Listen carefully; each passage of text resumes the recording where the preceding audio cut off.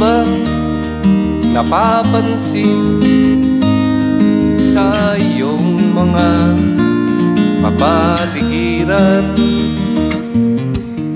Kay dumi na ng hangin, pati na ang mga ilog natin. Hindi na masama ang pag-unlad at malayo-layo na rin ang ating narating. Ngunit masdan mo ang tubig sa dagat, dati kulay asul, ngayon'y naging itim. Ang mga duming ating ikinalat sa hangin, sa langit wag na nating paabutin,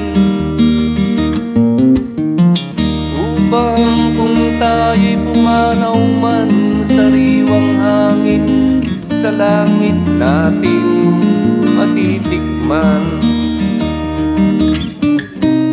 Mayroon lang akong hinihiling, sa aking pagpanaw sana ay tagulan. Gitara ko ay aking dadalhin, upang sa ulap na lang tayo magkantahan.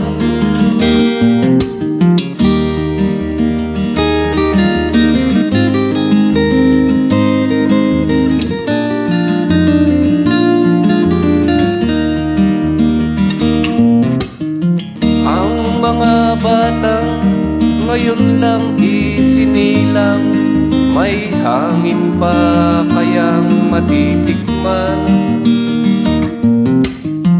May mga puno pa kaya silang aakyatin?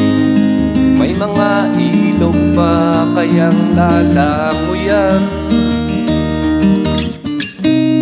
Bakit di natin pag-isipan ang nangyayari sa ating kapaligiran?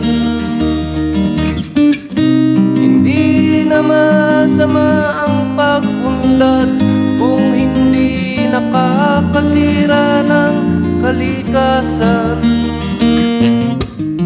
Darating ang panahon, mga ibong gala ay wala nang madadapuan.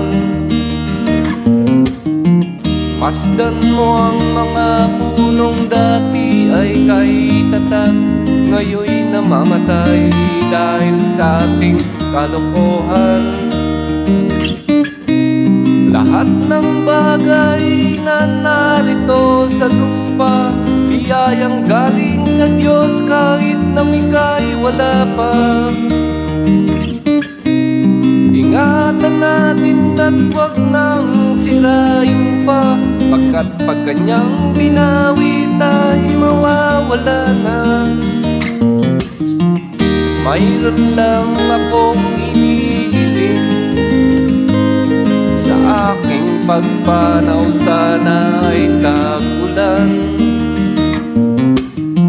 Gitara ko ay aking dadalhin, upang sa ulap na lang tayo magkantahan.